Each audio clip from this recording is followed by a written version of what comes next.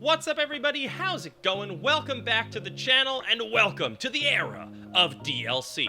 The Teal Mask has just come out, and with that we have a bunch of new Pokemon and old Pokemon alike coming back to grace the beautiful game of VGC, and today I'm here to tier list them for you. Everything that's coming back, all the new Pokemon, everything that's fully evolved. I'm not gonna do like first stage evolutions unless they're relevant, but yeah, all of that stuff is coming right at you in the form of a good old-fashioned tier list.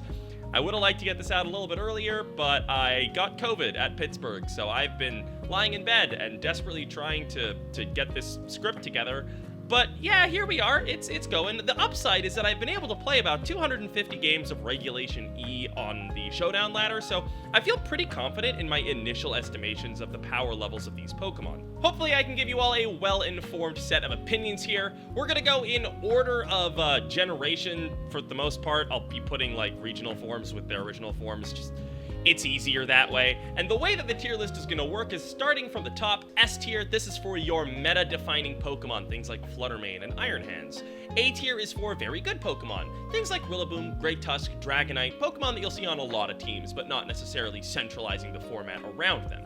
B tier is for decent Pokemon, the kinds that you won't be too surprised to see in Day 2 if you're scrolling through the Victory Road regional results page. And C tier is for niche picks, things that might see a placement every now and then. Think about Hawlucha or Tsarina. D tier stands for do not use. Very simple. Kicking things off with Arbok. This is a D tier Intimidator. It's a very bad Pokemon. Don't use it. Next up is Sandslash. This Pokemon gets Sand Rush, but Sand is one of the weaker weathers, and there are way better Sand Rush users. Excadrill's not in the game, sure, but you still have access to things like Lycanroc, so Sandslash also gets a big fat D. Sandslash Alola is a little bit better, but it's basically the same thing, but for hail or snow rather. It's heavily reliant on its Slush Rush ability, and snow just isn't an amazing archetype right now. There are way better pieces for it than Sandslash Alola, so this is going to be slightly higher in the D tier.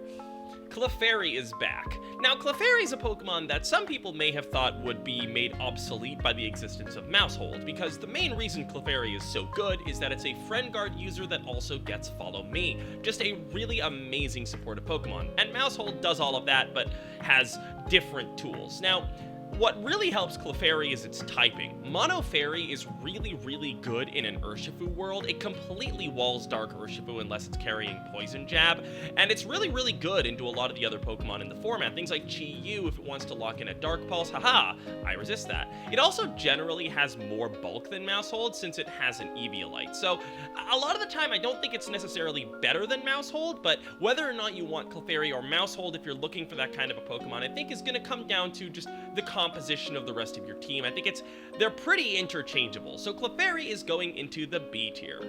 Clefable is generally considered to be pretty unimpressive. As a support Pokemon, it's eclipsed by Clefairy, and as an offensive Pokemon, it doesn't really offer very much. It doesn't have access to the Friend Guard ability, instead having Unaware, which means that if Dondozo were to come back, maybe it could find a really tiny niche as a Dozo check. For that reason, we're putting it in the C tier. Ninetales is back, and before we talk about the Alolan Ninetales, which is the one everyone is excited for, Cantonian Ninetales. My lukewarm take is that I actually think Cantonian Ninetales is going to be better than Alolan Ninetales, purely because it enables us to go back to Protosynthesis spam.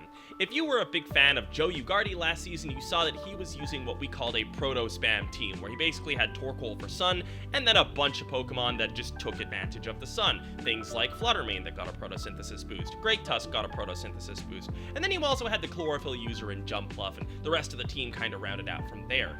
Ninetales is just a better Pokemon for this archetype because there wasn't a Trick Room mode there, so Ninetales gives you a lot of the utility that the Torkoal had, but you have a faster Pokemon to be able to fire off things like Heat Waves or Overheats, or even something like a Hypnosis if you want to throw something really chaotic onto your team.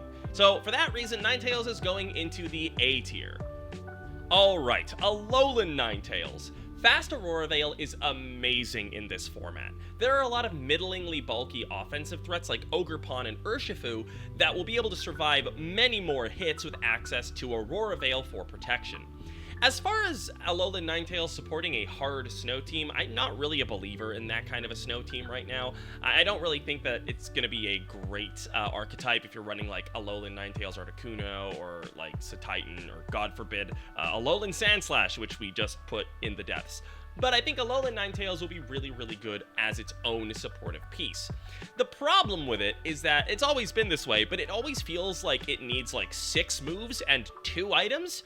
Every time you're running Light Clay on it, at least for me, I feel like I desperately want Sash to stay alive, and then every time I run Sash, I feel like 5 turns of Aurora Veil just isn't quite enough. And then as far as moves, you always really want to run Blizzard for a good Ice-type move. Freeze Dry is really good to cover for the Water types like Urshifu, and especially Water Ogerpon. Dazzling Gleam or Moonblast is great for Fairy coverage. You need Aurora Veil. Icy Wind's great for speed control. Encore's a really good move. You see what I'm getting at. It always just wants the moves it's not running at the time, so it can be really, really hard to find the perfect Ninetales set, but it's still going to be a really, really formidable Pokemon, and for that reason, it's also going in the A tier. Alright, Poliwrath. Let's have a look at Poliwrath real quick. It's just really not very good, is it? D tier. Politoed, its cousin, is a lot better. This is a long-awaited return. People are really, really hyped for Politoed as the premier reign setter of generations past. Politoed has historically been considered better than Pelipper because of its higher bulk in stats, and also Mono Water being a better defensive type than Water Flying. It's really, really nice when you compare it to Pelipper that kind of just drops to any coverage electric move, but things might change here. It may have a little bit more bulk, but it loses access to Scald. Scald is a move that has really been a mainstay on Politoed's moveset, and it's also just not on very many Pokemon in this generation. Politoed doesn't get access to the same tools as Pelipper, so I think really which one you choose kind of depends on the team, but Pelipper gets access to things like Wide Guard that are really, really good in this format, a format where Specs Fluttermane likes to lock into Dazzling Gleam. Hisuian Arcanine's running around with Rock Slide, Scarf Landers. There's a lot of Mons that run choice items that really get scared away from their favorite moves by Pelipper's Wide Guard, and Politoed not having that does kind of hurt it a little bit. It does get access to really cool moves like Perish Song, so it's definitely going to have its place, and I really feel like it's going to be more even with Pelipper now than it has been in generations prior. Politoed is going in the B tier. Victory Bell is a weird Pokemon that actually has some kind of interesting things going for it. It resists Fluttermane's fairy moves as a poison type, and it completely walls Water Urshifu. I could see it putting in work on a Proto-Spam team. The problem is, Jumpluff is just better in the role. You get access to Tailwind, it also walls that Urshifu, and even though it's not resisting the Fluttermane, it's faster than modest Fluttermanes and can reliably get the Tailwind up. I don't really think Victory Bell's gonna see any play, but I could see somebody really psychotic trying it out. I'm still gonna put it at the top of D tier, though. Golem! Rock Lizard just isn't very good. But Alolan Golem! It's also not very good, but it has a beard. They're both going in the D tier. Alright, Weezing. We're going to kick things off by talking about Galarian Weezing, which I think is a little bit better because of its typing. As a fairy poison type, it completely walls Dark Urshifu, and it's really uncomfortable for Chi-Yu Flutter to deal with because it resists fairy and also dark. You know, if you're Specs Chi-Yu, you can always just, overheat the thing, but it's still really annoying and forces them to potentially lock moves that they wouldn't otherwise want to lock in the greater situation. Galarian Weezing also does have Neutralizing Gas, which is a really cool ability that allows it to turn off most abilities in the game. There are some notable exceptions. It's not going to turn off Photosynthesis, for example, but most abilities get turned off by this, including Commander. If your Weezing's on the field when a Tatsugiri comes in next to a Dozo, they're just gonna sit there. It's not gonna actually combine, which is pretty cool and actually a bit of a surprising mechanic. Usually form-changing abilities don't get affected by Neutralizing Gas, so that's kinda cool. That being said, Slacking's a bait. Don't believe the hype. Slacking Weezing is not the new Regigigas Weezing. Don't put it in your builder. Everyone said that Grafaiai Slacking was going to be broken in like November, and then literally 0 people used it. So don't believe the hype. Slacking Weezing is not going to be real. Cantonian Weezing is basically the same thing but not a fairy type, and just losing out on the fairy type makes it a little bit worse in my opinion. It's still a good Pokemon, like it can still see some usage, but because Galarian Weezing is so much better, Weezing Kanto is going to go in the C tier. Snorlax is one of the most successful Pokemon in the history of competitive VGC, and right now it's the slowest physical Trick Room Sweeper, which definitely gives it some bonus points. That being said, I don't really have a lot of faith in Hard Trick Room right now. It has a lot of really cool tools like Snorlax and Conkeldurr and Blood Moon or Saluna, but I feel like a lot of teams are going to struggle to actually get Trick Room up in the first place. There's just a lot of offensive pressure, and it's hard for me to envision a team that can reliably set Trick Room. That being said, Snorlax does also get a bunch of other tools that a lot of other Trick Room sweepers don't get. Supportive options like Yawn, Encore, and Helping Hand that could allow it to fill a role on a soft Trick Room team. For that reason, Snorlax is going in the B tier. Furret comes in with a massive buff. It now gets Tidy Up, which used to be a signature move of Mousehold, giving it an attack and a speed boost. It's also still a Furret, D tier. Tinted Lens is a super cool ability, and it almost made Noctowl not borderline useless in Gen 8 with Dynamax and Max Airstream. I don't know if you've noticed, but Dynamax and Max Airstream are both gone, and with that, any reason to use Noctowl.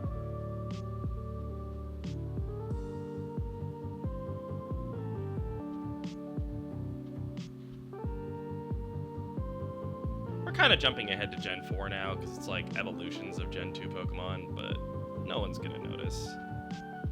Ambipom is a pretty neat Pokemon. It's really fast, and it has access to Fake Out and a ton of really decent coverage moves. Technician also boosts up a bunch of those, including Fake Out, and it has a bunch of really good supportive options as well. It gets moves like Taunt, Helping Hand, Thunder Wave. It even gets Switcheroo. I could see somebody finding success with either an Assault Vest variant or even like a supportive version, so for that reason, it's going in the C tier. Okay, this is the part that I've been dreading because Editor Craig has been putting Yanmega on a bunch of his teams, and I've been telling him not to do this thing. So then I went and I researched this video, and Yanmega's kind of cool. It's not great. Still don't think you should use it, Craig, but it's got a kind of cool kit. Speed Boost's a really great ability. It's got a lot of speed already as well, so a +1 it can outspeed basically the whole format. Air Slash with Stab is pretty good. There's a lot of fighting types. You got your Urshifu's running around. There's Grass-type Ogerpons running around. Struggle Bugs are a really good way to check the special spam. Like, oh, Flutter Chi-Yu? How about -1 Flutter Chi-Yu that probably still kills the Yanmega, but they're -1 now. It also gets Tailwind. That's pretty cool. It's not awful. We're gonna put Yanmega in C tier. For Craig. Magcargo's stats are built to be a physically defensive wall, and its typing is defensively the same as a wet paper bag. D tier. Apparently it's the time of year that we have to tell Gliscor fans not to run Gliscor, because I played one of these on ladder, and honestly it was kind of annoying to get rid of. Poison Heal gave it a lot of passive healing, but it's a Gliscor, so it wasn't doing anything back to me on those many turns that it sat on the field. If you want to run Gliscor, it'll be as a Tailwind setter with moves like Knockoff as support. It's not the worst Pokemon in the game. I'm gonna put it at the bottom of C tier, just for you, Showdown Warrior 69. I got you. Mamoswine is a menace on Tailwind teams. Ground and Ice are both incredibly good offensive types right now, and with the Oblivious ability, Mamoswine ignores Intimidate. That being said, Ground and Ice are also very bad defensive types in this format, so Mamoswine kind of excels on teams with Tailwind against teams without Tailwind, so it's not the widest niche in the world. Regardless, it's not that hard to trade effectively with Mamoswine, so I expect that we're going to see it a fair bit as the format goes on, and he's going to slot right into B tier. There's only 3 things you need to know about Mightyena. It gets Intimidate, it gets Snarl, and it has 135 less base stats than Arcanine. D tier. Ludicolo is a fan favorite because of his wicked dance moves, and also because he's a pretty decent Rain Sweeper. With its grass typing, it matches up pretty okay into opposing Urshifu and most of the Ogerpon forms, and with Swift Swim, it outspeeds basically the entire format as long as it's in rain. Losing Scald hurts a lot though. The only viable water-type move that Ludicolo can run now is Hydro Pump, and anybody who played a lot of Iron Bundle in earlier formats knows that that's not the most exciting move to run if you're playing a competitive game. Overall though, access to Leaf Storm, Hydro Pump, and Icy Wind make Ludicolo a pretty decent option on a rain team, so he's gonna go into the low B tier. Shiftry gets a massive buff this generation as it now gets access to the ability Windrider. We saw in the last format how much Windrider was able to make Bramblegast a real Pokemon, even though Bramblegast, with everything else, looks like just kind of a meme. Windrider is an amazing ability.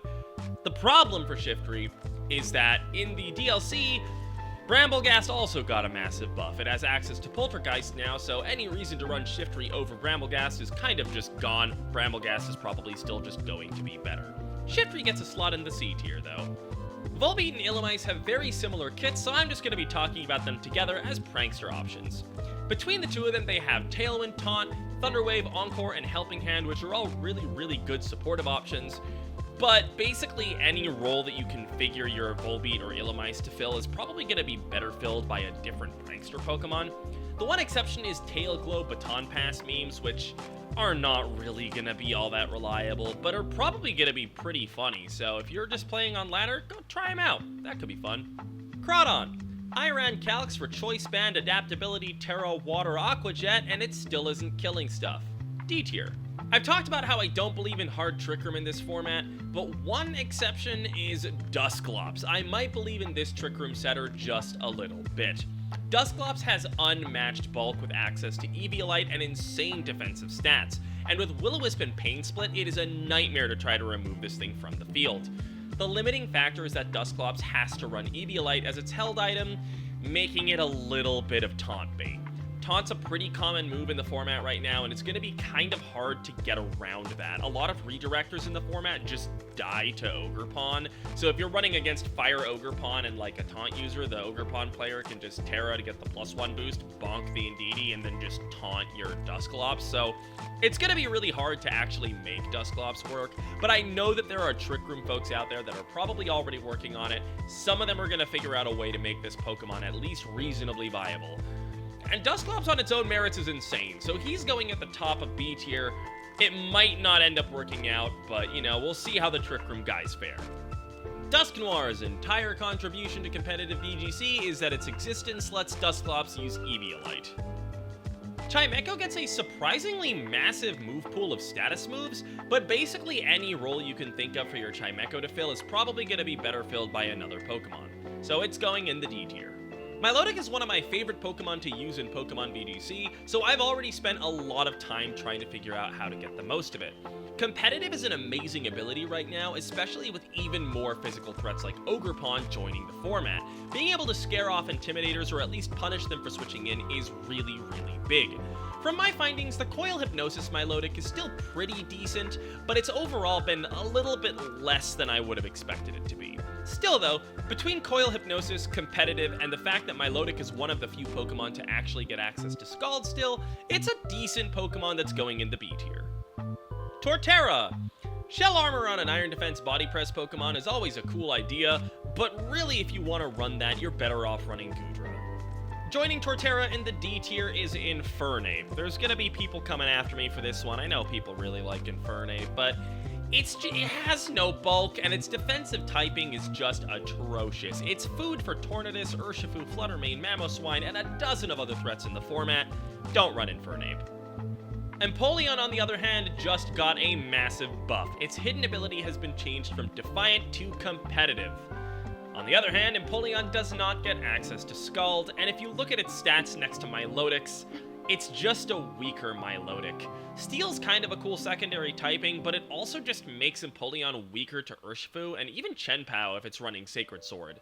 You're probably just better off running Milotic. Empoleon, though, it's getting a slot in the C tier for now. I desperately want Probopass to be good because he's just such a funny looking guy, and I really like Pokemon with insanely high defense and special defense. I don't know what it is, but I can only really see him having a niche as an Iron Defense Body Press user, and you're definitely better off using Hisui and Goodra. Maybe there's like a tiny super specific Metacall niche where you can use him as a magnet pull wall and try to trap in steel types. He really shouldn't be in the C tier, but I love him so much, so we're gonna put him at the bottom of C tier. Please justify that Probopass, please.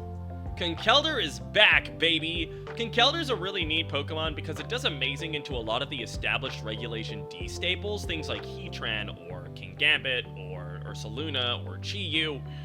But once again, I don't know how much I believe in Hard Trick Room, where Conkeldurr is at its best. That being said, I think Conkeldurr could find a niche on a soft Trick Room team that counters opposing Hard Trick Room if I'm wrong and Hard Trick Room is good. Does that make sense? We'll put him in B tier. Chandelure is one of my favorite Pokemon.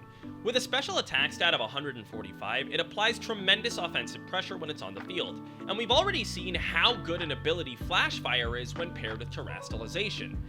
That being said, the role of explosively powerful fire type that clicks Heat Wave has kind of been taken over by Chi-Yu, and if you want a really good Flash Fire user, Heatran is right there, so I don't really see Chandelure being a world-beating Pokemon in this format. Regardless, Chandelure's unique kit will probably see some play, and I wouldn't be too surprised if Jerry Woods made it into Day 2 with this Pokemon at some point. I love Leavanny. It has such a cool design. Oh, and Swanna is apparently also a Pokemon, and totally not just a swan. There was a brief period in Generation 8's No Dynamax formats where Mienshao actually saw quite a bit of play. I'm trying to think of a justifiable reason to run it in this format, and I just can't really think of one. Its weakness to Flutter is just too much to overcome here, I think. D tier. Mandibuzz is a super cool Pokemon that's really right up my alley. It's a fairly unique Tailwind supporter that prioritizes its longevity with insane bulk and access to Roost. Unlike Tornadus, whose job it is to set up for a fast sweep in the allotted Tailwind turns, Mandibuzz fits on a bulkier offense type of team, often allowing for a second Tailwind to seal the game. Overcoat as an ability also makes it basically immune to Amoonguss, which is really cool. It's going to be hard for it to keep up with all the power creep, but I believe that Mandibuzz will find its niche as the format continues to evolve, so I'm going to put it in B tier. Trevenant. There's like 75 ghost grass types in the game at this point, and Trevenant, it's not the wave. Ribombee, on the other hand, is a really fascinating case. Its Shield Dust ability gives it a built-in Covert Cloak for an immunity to Fake Out and other various flinching, or you could just run Sweet Veil to prevent Ribombee and its partner from falling asleep. It has access to Fake Tears, Helping Hand, Tailwind, Charm, even Sunny Day, so a lot of really good supportive options, and even though Ribombee is super frail, its speed stat is high enough that it can reliably make use of some of these tools. It's really not going to be the main support Pokemon of choice in the format, but I can definitely see a couple of situations where Ribombee might just be the perfect 6th Pokemon to tie it all together, and I'd be really shocked if we didn't see it in at least a couple of Day 2s. B tier. A lot of folks are really excited about Vikavolt's return. Its amazing 145 special attack stat makes it a formidable Trick Room sweeper in theory. On top of that, with its Levitate ability, you can Terra Electric to boost your electric type attacks while also making sure that your Vikavolt has no weaknesses. What's the catch? Say it with me. I don't think Trick Room is going to be that good. In theory, something like a Discharge Vikavolt next to Ursaluna could be pretty cool, but it's really hard to actually envision a way to get those on the field in Trick Room next to each other. I definitely see a world where this Pokemon can rip through unprepared teams though, so it's barely gonna squeak into the B tier. Kuma-O is a really neat Pokemon that saw a fair amount of play in the Generation 8 non-Dynamax formats as well. With Terastallization, you can get rid of its 4x weakness to Flutter Mane, but realistically, Kuma-O probably isn't the best mon for your team, regardless of the role you want it to play.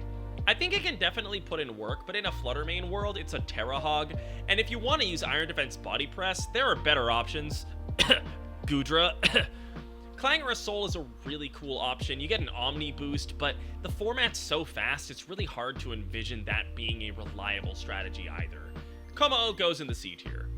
I love Cramorant so much. He's just such a goofy goober, and I definitely want to make a Cramorant team. But my god, this Pokemon is not good. Morpeko is so close to being a really interesting Pokemon concept in my opinion. I kinda wish that it changed from a Mono-Electric to a Mono-Dark type between turns instead of its ability Hunger Switch only affecting the typing of its signature move Aura Wheel. That'd be really cool. Anyway, it's really bad, don't use it. Alright, the moment you've all been waiting for. Let's talk about the new Pokemon. Let's start it off with Diplin. Diplin gets a really interesting signature ability called Super Sweet Syrup that lowers the evasion of the opposing Pokemon, kinda like Intimidate. The catch is it only works once, so it has pretty easy counterplay. The other neat thing is that Diplin is going to get an evolution in the next DLC, which means that it can already use Eviolite, giving it pretty insane bulk. Eviolite is a really great item on supportive Pokemon. Diplin gets no supportive moves, like actually none. If you look at its moveset, it gets basically no supportive options. So, tier because I'm feeling nice. Sinistcha, on the other hand, is an incredibly interesting Pokemon. Hospitality is an amazing ability that allows it to pair super well with bulky offensive teams featuring Pokemon like Iron Hands or Heatran, healing up their bulky partners whenever they switch in. Sinistcha also has pretty good bulk and a really interesting supportive kit, including moves like Rage Powder, Strength Sap, Trick Room, and even Imprison. Sinistcha's signature move, Matcha Gotcha, is also an insane move. It's a spread draining move, so you'll do damage to both opposing Pokemon, have a 20% chance to burn each of them, and then heal the Sinistcha for half of the damage that was dealt. That's nuts. And on top of that, Sinistcha gets access to Nasty Plot, so if you can successfully set up a Nasty Plot, removing this Pokemon from play is going to be insanely difficult.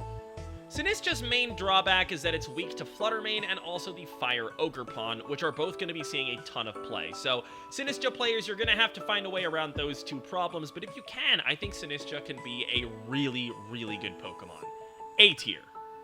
Let's talk about Blood Moon Ursaluna. People are going crazy about this Pokemon, and it's one of the most anticipated Pokemon of the DLC. It's basically a special Ursaluna that gets access to a special normal-type Gigaton Hammer, as well as Stab Hyper Voice, and it also can hit Ghost types with its normal-type moves, so it seems insane on paper. Hot take, I think it's kind of overrated. We've been over this, I don't think Hard Trick Room is that good, and I also kind of think that Guts normal Ursaluna's just maybe better. I don't know, I definitely see it getting some play, but I don't think this Pokemon is going to be the meta-defining threat that some people think it is. It's slotting right into the middle of B tier. Alrighty, legendary Pokemon time! Monkey Dory is one of the Pokemon of all time. There really isn't anything to say about Monkey Dory. Don't use it.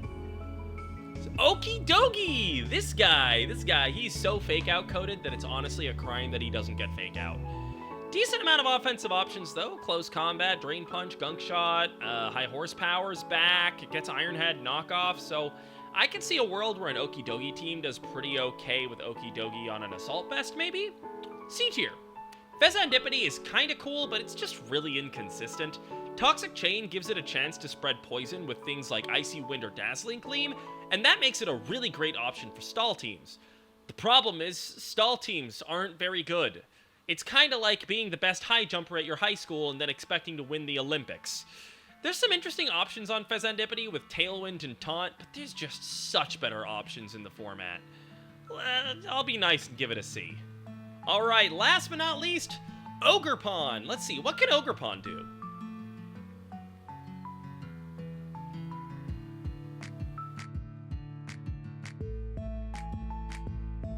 Holy god, this Pokemon is disgusting. Ogerpon is a monster. It has 4 forms. Every form is S tier. You wondered why the S tier was empty? It's not anymore. There's 4 Pokemon in there. They're all Ogerpons. This thing has an amazing set of stats. Every single move it uses gets a 20% boost to its damage, just by the way, in case you weren't aware. It has an obscenely deep move pool. This thing gets so many moves. Fire is probably the basic offensive one. It gets a +1 boost to its attack when it terastallizes, and Fire's already a great offensive type. It can basically one-shot any neutral target in the format with Ivy Cudgel as long as it's terastallized, which is kind of insane. Water's a really good option. It's a good offensive Pokemon, but it's a great supportive one as well. It gets Follow Me. Ogerpon gets Follow Me, and it gets Water Absorb. Oh, you got a Heatran you want to set up, or like a Lando, or like a Chi-Yu? Follow Me Water Ogerpon is a great supportive tool for that.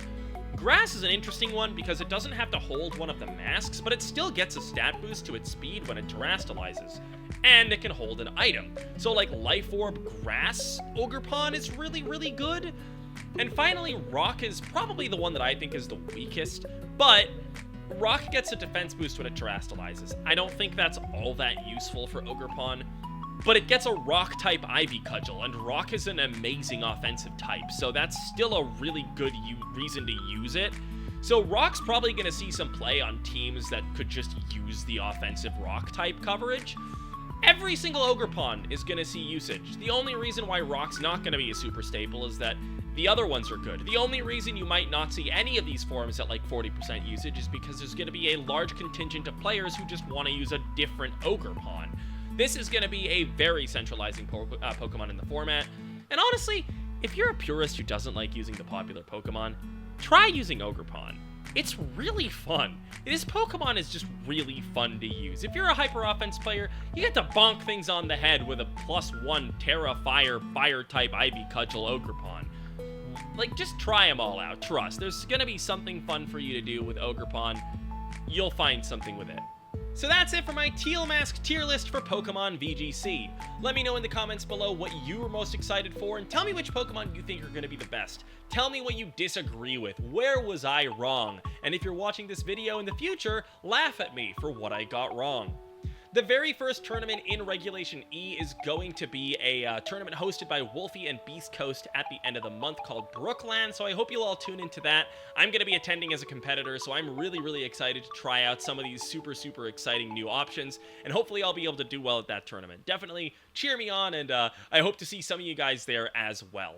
Thank you for sticking with me for this long video, and I hope you're all having a wonderful morning, afternoon, evening, or night, whatever it is, wherever you are in the world. I'll see you all next time.